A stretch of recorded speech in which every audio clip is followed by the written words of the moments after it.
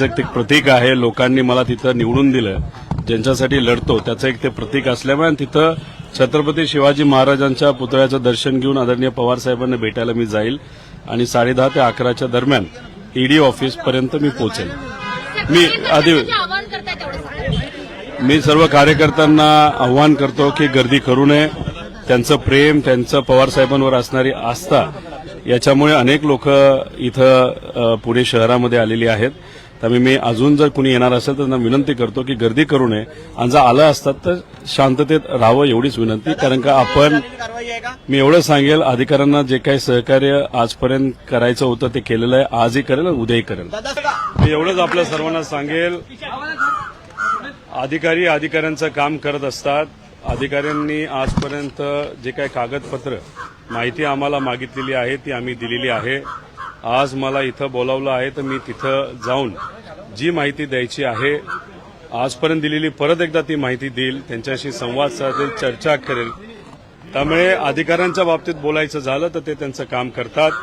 याच्यामागे काय विचार, कुठली शक्ती आहे हे आज तरी मला सांगता येणार नाही. पण सामान्य लोकांशी चर्चा केल्यानंतर कुठं ना कुठं तरी सर्वच लोक, जे काही युवा संघर्ष यात्रा असेल आणि जो काय आम्ही आवाज एका मोठ्या बलाढ्य शक्तीच्या विरोधात सामान्य लोकांच्या वतीने उठवत आहे, कदाचित त्यामुळेच ही कारवाई झाली असावी असं लोकांचं मत आहे. पण तुम्ही मला विचारलं तर अधिकाऱ्यांचं काम करत आहेत.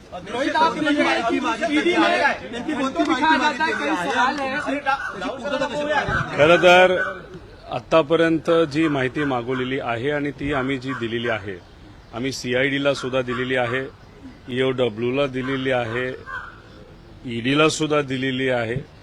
परत तीच माहिती मागितल्यामुळे ती माहिती घेऊन मी आज ईडी ऑफिसला स्वतः जाणार आहे. याआधी वेगवेगळ्या नेत्यांना तासनतास आपण ईडी ऑफिसमध्ये बसवलेले आहे, तशी मानसिक तयारी तुमची झालेली आहे? मानसिक तयारी म्हणजे तिथं गेल्यानंतर अधिकार तो त्यांचा असतो, तिथं त्यांचं चालतं.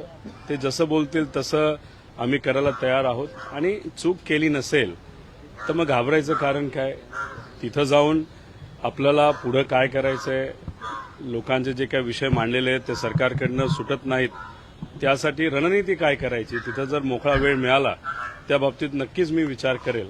आणि ऑफिसमधनं आल्यानंतर आदरणीय पवारसाहेबांच्या मार्गदर्शनाखाली परत एकदा लोकशाही मार्गाने लोकांसाठी लढण्यासाठी आम्ही सर्वजण तयार असू.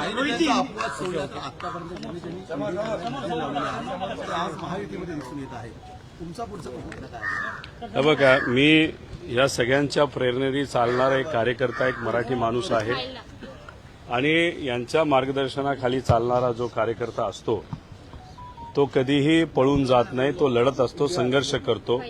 आणि मी सुद्धा या थोर व्यक्तींच्या विचाराने चालणारा एक मराठी माणूस आहे आणि मराठी माणूस म्हणून प्रामाणिकपणे जे काही सहकार्याचं करेल ते करेलच, पण पळून जाणार नाही, लढत राहणार जोपर्यंत यश मिळत नाही तो. टाइम्स डिजिटलला लाईक करा, सबस्क्राईब करा, शेअर करा आणि बेल आयकॉन दाबायला विसरू नका. पाहत रहा टाइम्स डिजिटल.